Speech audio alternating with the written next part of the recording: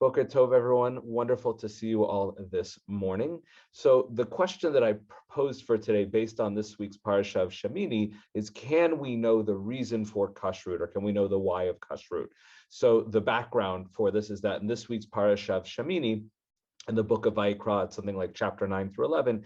In 11, it has many of the laws of kashrut, specifically about which animals are permitted. So it has the general law about which kinds of, in Hebrew, that say behemot, or land animals, are permitted. And it's very simple, as split hooves choose its own cud. So that's why cows are okay, giraffes are okay, but horses are not, because they don't have, split hooves, and all kinds of different reasons. It also talks about permitted fish, and it also mentions birds. So we're not going to focus on the specific details and rules about what animals are or are not permitted, but we're going to use this as a jumping off point for the broader conversation about, do we know why these animals are forbidden? Now, the Torah does use the language around certain animals, particularly creepy crawlies, of shkatzim, about the things that crawl on the ground, things that are, it uses the language of abomination and disgusting. So the Torah does kind of imply, perhaps somewhat explicitly, that these animals are forbidden because they're disgusting. But it doesn't really explain why. What's bad about these animals? What's disgusting about them? And are they disgusting just to the Jewish people, to the Israelites, or to everyone? So because the rabbis could just say, well, the Torah says they're an abomination, they're bad, end of story. But clearly that's not enough for the rabbis. So they have been going on to this day, and we'll actually look at a relatively recent and quite beautiful source, trying to understand what is bad about these animals, or why does the Torah, maybe it's not the animals that are bad, maybe it's the eating of them that is bad. There's so many different ways to look at it. Now, the first question, as I said, my initial question was, can we know the reason for kashrut? The simple answer to that is no, and we'll come back to that at the end. But what we are going to do is explore some of the main themes. This is not an exhaustive list because there's so many, dozens and maybe hundreds of opinions and articles, many similar, but so many ideas on why certain animals should or should not be forbidden, and the rest of the laws of kashrut. So we're going to look at some of the primary sources that kind of give us the general themes. These sources we'll look at will kind of capture what more or less everybody says in one variation or another. And one of the things we'll kind of pay attention to is there some kind of consistency here, or are people kind of all over the place? And the first place we're going to start is one of the most classic explanations. We are not necessarily going in chronological order. We kind of are, but may or may not be intentional. We're going to look at Maimonides' Rambam. And for Rambam, although he was a man of deep faith and believed in God and that supernatural things were possible, he believed that there was a rational, logical, reasonable explanation for everything in the Torah, and that it was often a historical reason for it, but something that could make sense to people. Now, as a side point, the interesting question would be, did Rambam come up with these opinions because he needed them, because he wasn't sure about kashrut, or was he writing for his audience of people who are doubting and saying, I do it because God told me to, but if you need a reason, I guess you could say this. And that's a question for which we don't have an answer. So Jane, I'm going to go ahead and unmute you to start. And this is in Rambam's Guide for the Perplexed. So already we know that he's not writing this as, for a wider audience, if for people who are already doubting why the Torah, which, and again, in 2022, plenty of people doubt the legitimacy or validity and question, why do we even need kashrut? It doesn't make sense. So Rambam could speak to some of them even today. So Jane, please. I maintain that the food which is forbidden by the law is unwholesome. There is nothing among the forbidden kinds of food whose injurious character is doubted except pork and fat. But also in these cases, the doubt is not justified, for pork contains more moisture than necessary for human food and too much superfluous matter. The principal reason why the law forbids swine's flesh is to be found in the circumstance that its habits and its food are very dirty and loathsome. It has already been pointed out how emphatically the law enjoins the removal of the sight of loathsome objects, even in the field and in the camp. How much more objectionable is such a sight in towns. But if it were allowed to eat swine's flesh, the streets and houses would be more dirty than any cesspool, as may be seen at present in the country of the Franks, the poor French. As a saying of our sages declares, the mouth of a swine is as dirty as dung itself. The characteristics given in the law of the permitted animals, such as chewing the cud and divided hoofs for cattle and fins and scales for fish, are in themselves neither the cause of the permission when they are present, nor of the prohibition when they are absent, but merely signs by which the recommended species of animals can be discerned from those that are forbidden. Excellent, thank you. So we'll go to the last point he says about fish that are forbidden, and people say, oh, what is so essential about fins and scales that makes a fish kosher? And his answer, it has nothing to do with fins and scales. A fish is kosher because God says it's kosher, but how do you know which they are? Because the ones that God wants us to eat and feels it's appropriate to eat happen to have fins and scales. So that's just kind of, whether or not that is the reason for it, that's just kind of an interesting thing. He says, if you're going to say what is essential about fins and scales, you'll never get an answer. Rather, they simply, kosher fish happen to have fins and scales.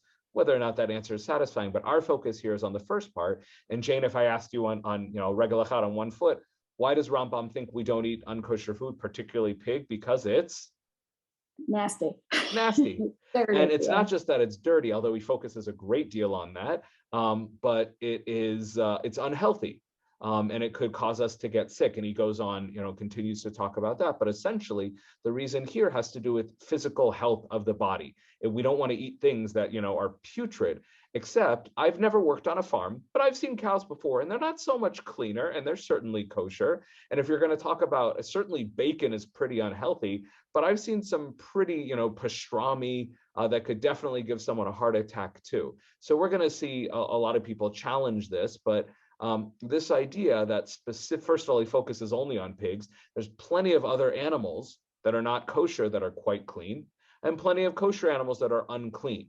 So if somebody only says, why can't we eat pork because they're dirty? Okay, that's a reasonable answer, but that doesn't answer all of the other animals. And again, pig is just one kind of land animal, one kind of mammal that's not kosher. There are hundreds, probably thousands of land animals and mammals, elephants and stuff like that, that are also not kosher. And maybe they're healthy, maybe they're not. It depends on the culture. Some cultures eat dogs. So this answer, well, it's fascinating, and some people pick up on it, leaves so much to be desired. And also he's talking about the extra moisture. I don't know enough to know if there's any scientific reality to whether pig is more unhealthy, but it almost doesn't matter. Let's say pig is unhealthy, fine. So non-Jews shouldn't eat pigs either.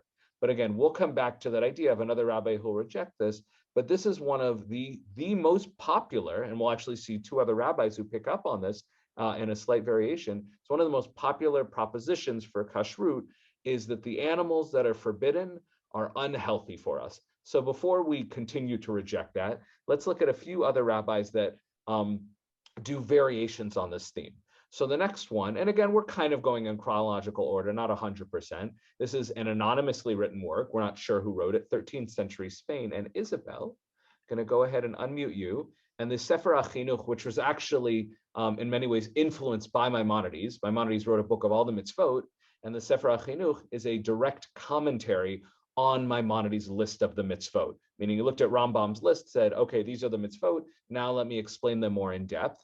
And he's going to take a crack at trying to explain kashrut. And a note before you read, Isabel, is I didn't really talk about this, but there is a whole body of literature for trying to explain the reasons behind the mitzvot.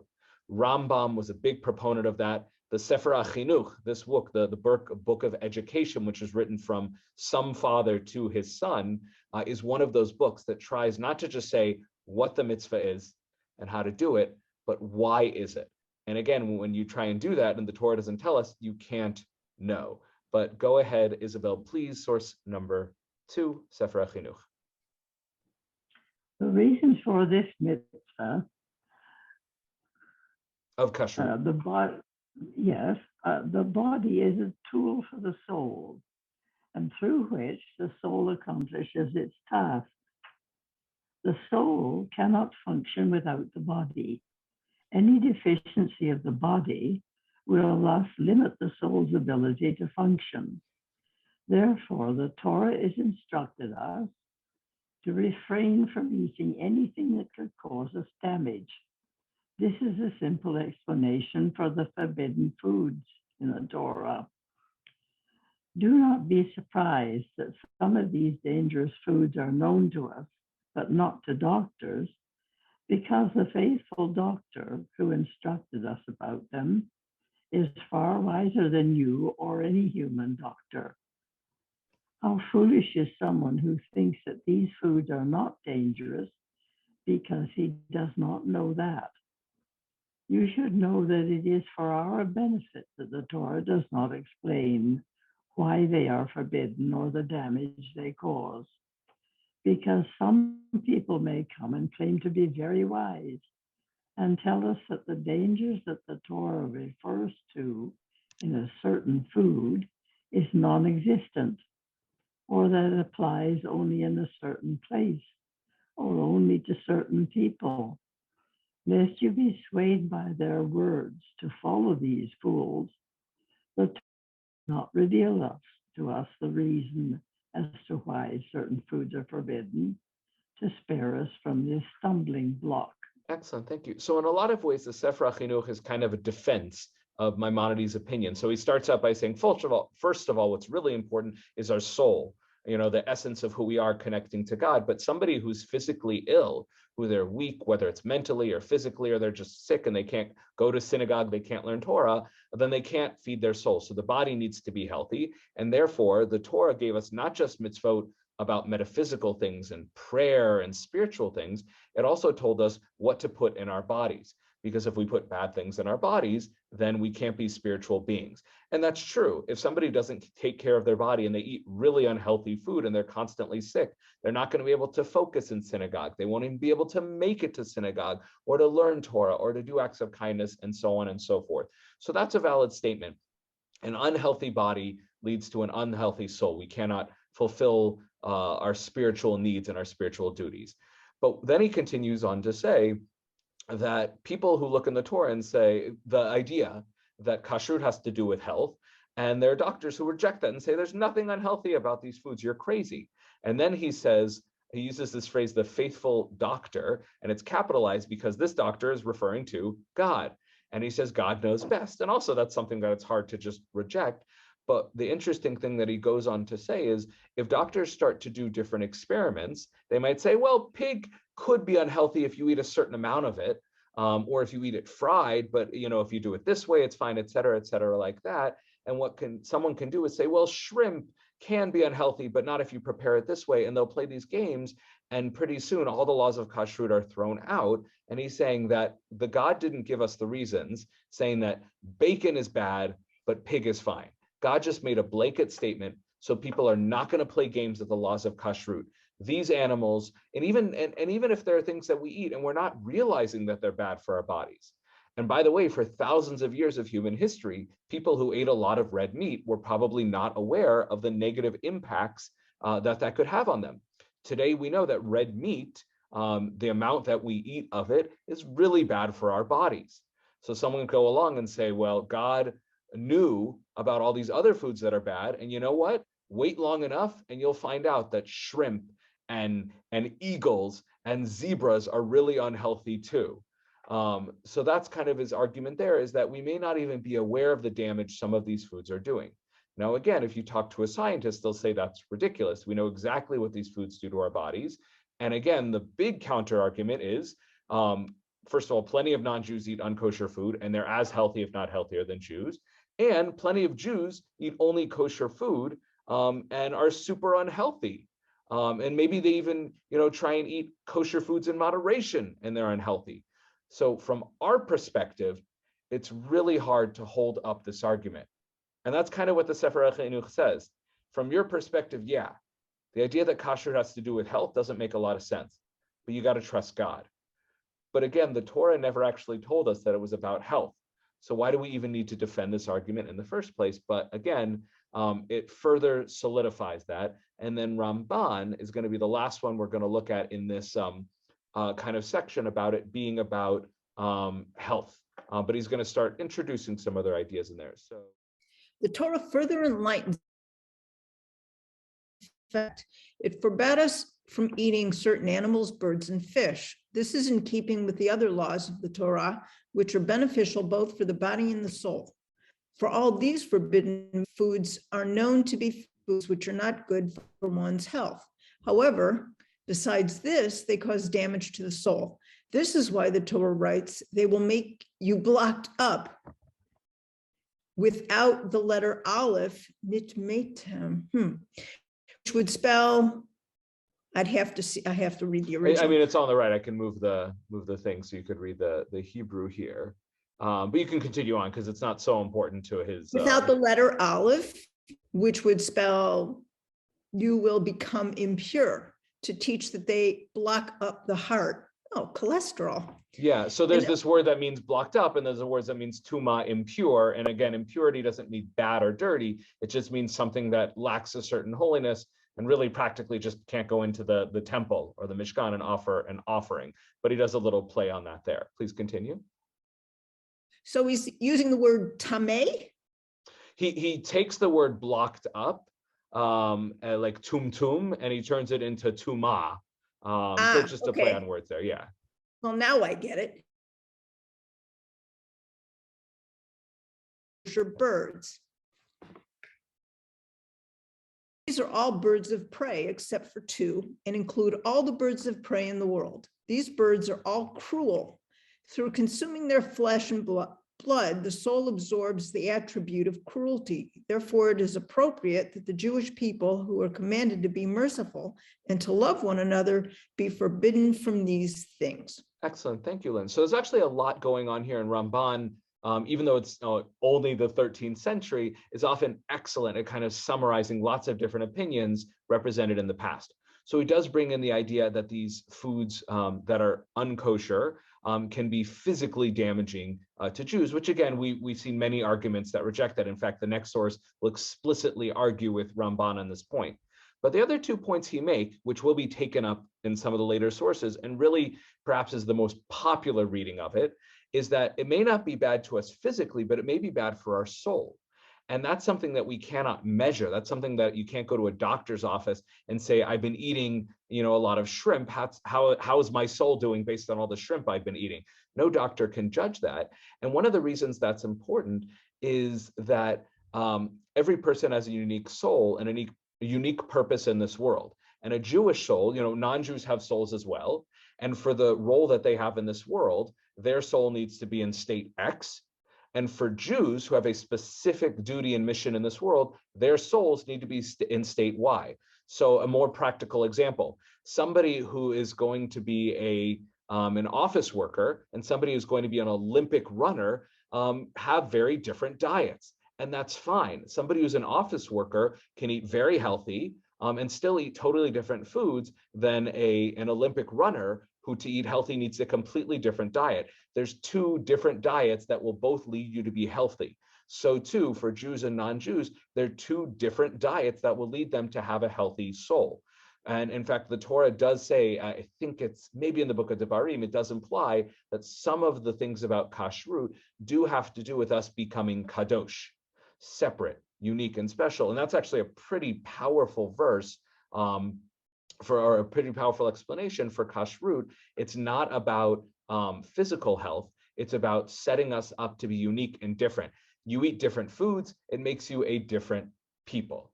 So again, there's nothing inherently bad about these animals, nothing wrong with the animals, but for Jews, Israelites, to be a holy kadosh people and to fulfill their mission, they have to be on a very specific diet. And God knows that certain foods have an effect on the spiritual level. So that's something others will run with. And that's something that it's hard to disagree with, and it makes a lot of sense. The last thing that he does, which is similar to the soul idea, is the idea that certain animals have certain attributes. They're cruel, they're violent. And that's obviously very anthropomorphic. Animals are generally not cruel or violent. They just act in a certain way. But the idea is if you eat an animal, if you were to eat a lion that's very violent, it would make you violent. Now, again, there's no medical basis for that, no scientific basis, but symbolically, there's a lot of power there. And in fact, I didn't bring it, but there's a 2nd century letter written by some, Greek or Roman Jew, that goes through pretty much all the laws of kashrut and talks about they're all symbolic. We don't eat this kind of animal because if we do, it'll cause us to act in this way, and vice versa. By eating cows, which are docile and calm and give milk and stuff like that, it will actually create in us positive attributes. So there are three things going on the Ramban: the health aspect, the things that are unhealthy for our spirit, our soul, which again can't be measured, and the idea that certain animals represent certain symbolic behaviors. And by the whole thing, you are what you eat, is that by refraining from certain animals will keep away bad attributes, and by eating certain animals, it'll actually make us better people. And again, you can't really measure that. Now, does that literally mean if I eat cow and kosher chicken, I'll be a better person? Or is it just that by not eating these violent predatory prey animals, it'll make me think about it? And I'll say, I'm not eating a hawk because I don't want to be a violent person out to get people. It's not about the hawk. It's about what goes on in my head and what kind of person I want to be. So those are the three ideas that the Ramban brings, and two of them become basically the main ideas that are picked up for generations. But in the 16th century, the chief rabbi of Prague, the Kliyaka Rabbi Shlomo Ephraim Lunshitz, is going to very much reject the Ramban. So Jane, I'm going to go ahead and unmute you again. And if you would take this comment by the Kliyakar, please. The reason for the laws of kashrut are not for physical health benefits, as the Rambam explains. We see that non-Jews eat non-kosher foods and are healthy. Rather, their purpose is for the well-being of the soul. Non-kosher foods remove the spirit of purity and holiness and create a blockage in the intelligence and cause cruelty. This only helps them, Israel, for they will live in the world to come. But for non-Jews, there is no purpose in this mitzvah. Excellent. And Lynn, you can see here, he's also doing a play on that word about blocking up. And that's because there is a verse that talks in the context of kashrut about blocking things up. And the context of kashrut also deals with purity and impurity. And one conversation I didn't bring here is that in this week's Parasha of Shemini, when it talks about what animals are and are not permitted, it's not clear. It doesn't say, this is when you go to your local metro market, here's how you can tell which animals are kosher or not. The context is really of, I'll ask Jane, what is the greater context of Shemini? All of these laws are in the service of, not a trick question. Of God. Well, in general of God, but specifically, what physical structure are we learning about the book of Vayikra? Is all the laws of the Beit HaMikdash. The Mishkan, which will become the Beit HaMikdash, but more specifically, maybe these laws have nothing to do with kashrut. Maybe they're all specifically in service of sacrifices, of offerings in the Mishkan and the tabernacle and ultimately the temple. We learn out from Shemini all the laws of kashrut, but their original context may have to do with this purity and impurity, and God decides which animals God wants inside to be offered to God.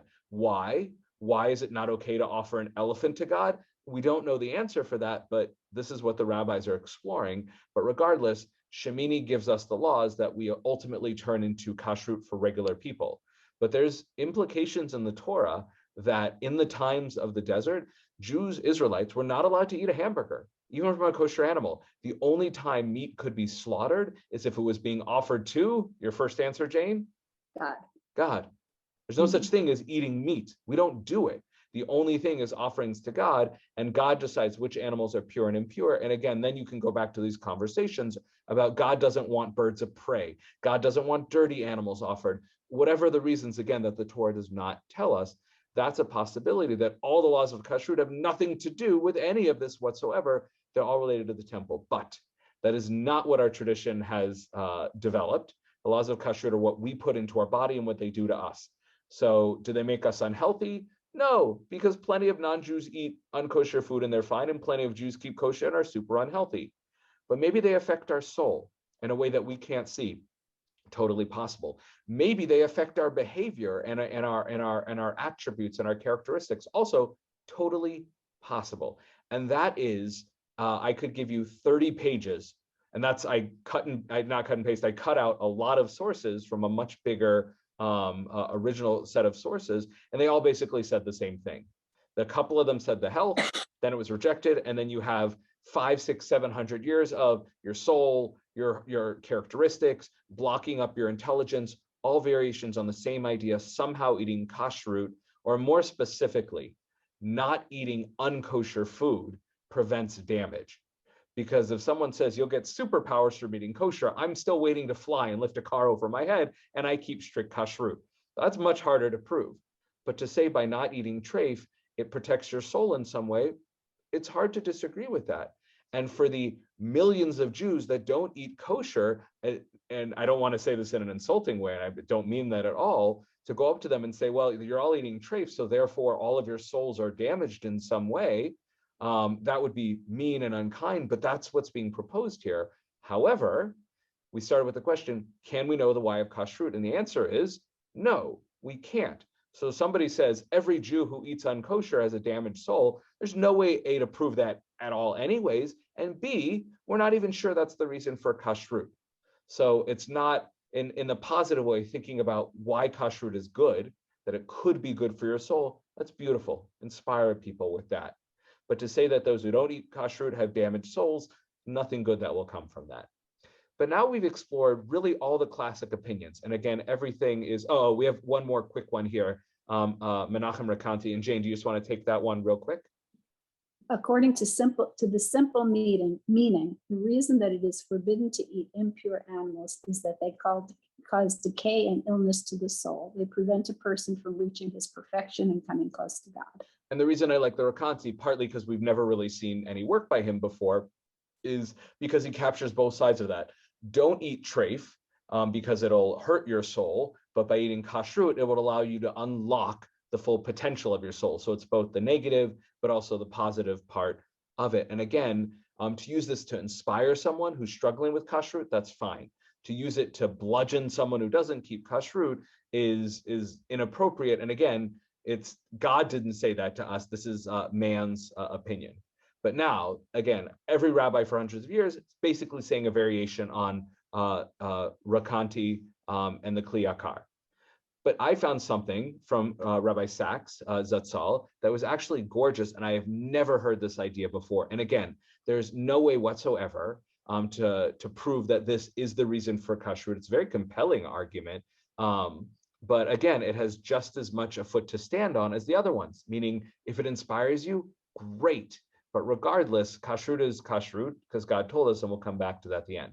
So I'll go ahead and take, the source. Let me just get the little blocks out of the way. Okay, so in a greater article on our Parasha of Shemini, he starts talking about a number of different topics about how human beings relate to both food, and actually talks about how we relate to sex and how we need to find a balance with those things. And there's extremes.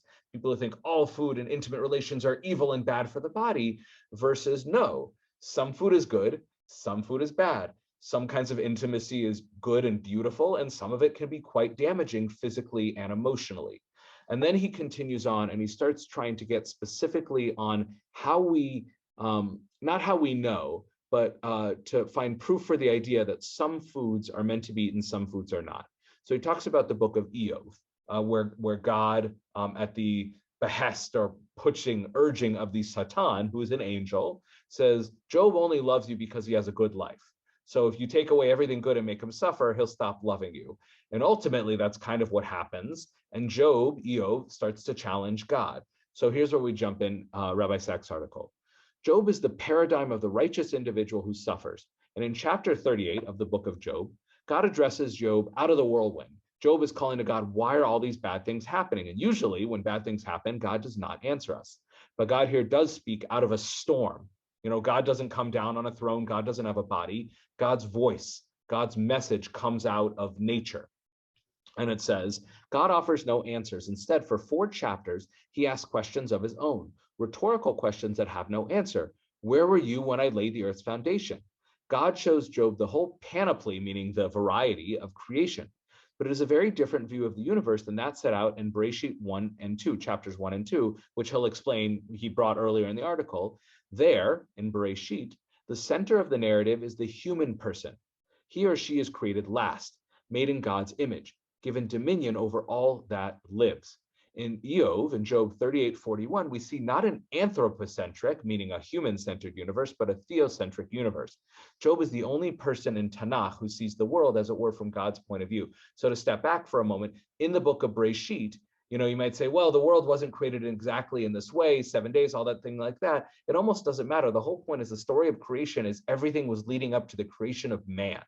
God was setting up the universe so that it could lead to man and man's role in it. So all of Breshit is about where man fits in the universe. The focus is man, man, man. But now in the book of Job, God comes to Job, and first he said, with all these questions, he basically says, you could never understand anyways. If you want to know why bad things happen to good people, you need to be God, and you're not. So quiet. But then he goes on and he starts focusing on all the incredible things of nature. And he basically says, Job, you are a tiny little speck, an insignificant dot in the greater picture. You're not so important. And that's drastically different than Bereshit, where it's all about us. Here, it's all about God and the universe that God created. So particularly striking is the way these chapters deal with the animal kingdom. What Job sees are not domestic animals, because God talks about all these different animals, but wild, untamable creatures, magnificent in their strength and beauty, living far from and utterly indifferent to humankind. Do you give these are verses, quoting it. Do you give the horse his strength or clothe his neck with a flowing mane? Do you make him leap like a locust, striking terror with his proud snorting? So God is, again, these rhetorical questions to Job saying, you have no idea what the extent of nature is. It is so far beyond you. And he uses all these wild, beautiful animals, mostly aren't kosher. Does the hawk take flight by your wisdom and spread his wing towards the south? This is the most radically non-anthropocentric passage in the Hebrew Bible. It tells us that man is not the center of the universe, nor are we the measure of all things. Some of them, and that's true. And that's a message that we often lose sight of, both as religious Jews, both when reading the Torah and just human beings in general. Some of the most glorious aspects of nature have nothing to do with human needs and everything to do with the divine creation of diversity. We are not alone on this earth. We can take care of ourselves, but the entire earth is very complex and not everything, well, he'll say it. One of the few Jewish thinkers to state this clearly was Moses Maimonides. And this is a quote from Rambam in his Moreh Nevuchim, his Guide for the Perplexed. I consider the following opinion as most correct according to the teaching of the Bible and the results of philosophy, namely that the universe does not exist for man's sake, but that each being exists for its own sake, and not because of some other thing. Thus, we believe in creation and yet need not inquire what purpose is served by each species of existing things, because we assume that God created all parts of the universe by his will, some for their own sake, and some for the sake of beings. So people say, why did God create a lion? It must be so that I can hunt it. That's a horrible way to look at it. God created the lion because God created the lion. God knows why God wants lions and giraffes, and God wants tiny creatures at the bottom of the sea. Some of them are in relation to people. Some of them maybe God did want for people to use, to create, to fill in, and a shofar and to eat, etc., like that. But some animals just exist, just like some humans exist. So he continues on. We now understand what is at stake in the prohibition of certain species of animals, birds and fish, many of them predators like the creatures described in Job 38:41. They exist for their own sake, not for the sake of humankind. The vast universe and Earth itself, with the myriad species it contains, has an integrity of its own. Yes, after the flood, God gave humans permission to eat meat, but this was a concession. That statement right there is very Maimonidean. And again, it seems in the Torah that God maybe wanted us to be vegetarians and met us halfway, but that is a big statement. So Rabbi Sachs, I agree with him, but it shouldn't just be thrown out there as, oh, it was a concession. That's an important assumption that's being made here. And then he continues, that was a concession as if to say, kill if you must, but let it be animals, not other humans, that you kill. With his covenant with the Israelites, God invites humanity to begin a new chapter in history. This is not yet the Garden of Eden, paradise regained, where we wouldn't eat animals. They'd be able to talk and we could hang out with them like Narnia. But with the construction of the sanctuary, a symbolic home for the divine presence on earth, something new has begun. And again, the context of Shemini, all of these laws we're talking about of what animals to eat and not eat is in the context of building of the Mishkan, the sanctuary. Somehow it is all connected and tied together. And as God says, I am setting up a new way for you to worship, a new way of achieving holiness on earth, and a new set of laws for what animals you can and cannot eat and are considered kosher and not kosher, tuma and tameh, pure and impure. One sign of this is the fact that the Israelites are not permitted to kill any and every life form for food.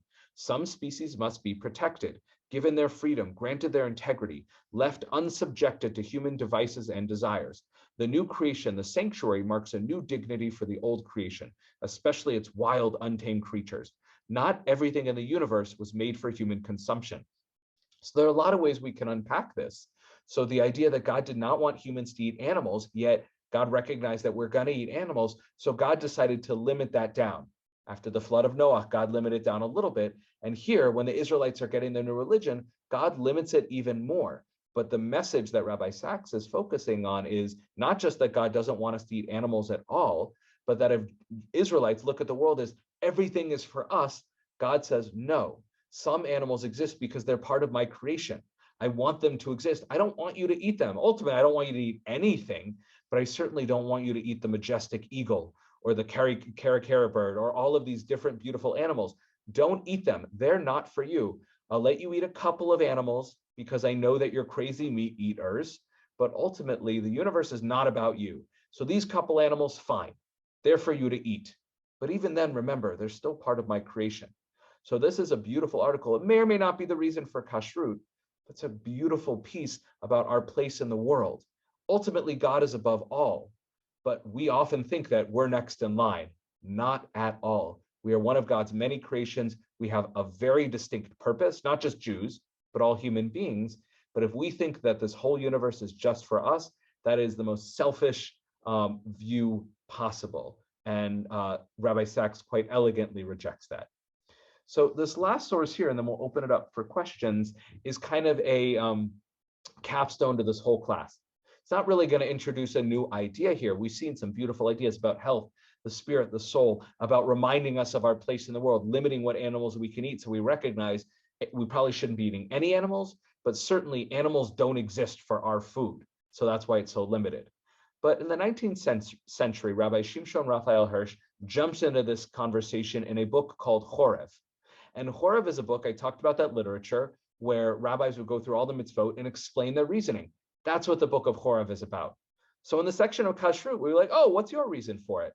But he brings up an incredibly important point that directly addresses the main point of the question of this class.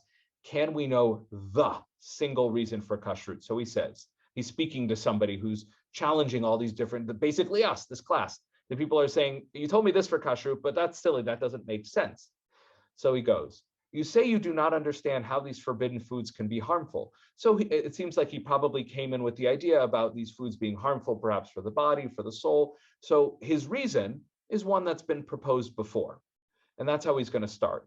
Even if you were never to understand, and even if you experience were never to teach you how the divine spirit in man is linked with the body, would it not be enough? So that sentence is, we've seen above these rabbis like the Kli Yakar, et cetera, like that says, you know, you may not actually recognize how, or the Sefer HaChinuch really said it, you don't recognize how this food is damaging you. That doesn't mean it's not damaging your soul. So Rabbi Shimshon Raphael Hirsch likes that idea, but he recognizes that it's very easy to reject that, and it's very hard to prove it.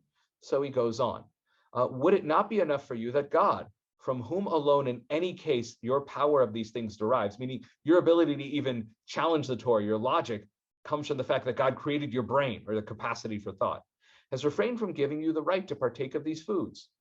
It doesn't matter why we keep kosher. God just told you to keep kosher. You should observe the commandments of the Torah and have regard for its laws because they are at God's behest, not because you think them correct. Even those commandments whose reason you believe you have understood, you should not fulfill because of your understanding, for then you would be listening only to yourself, whereas you should listen to God.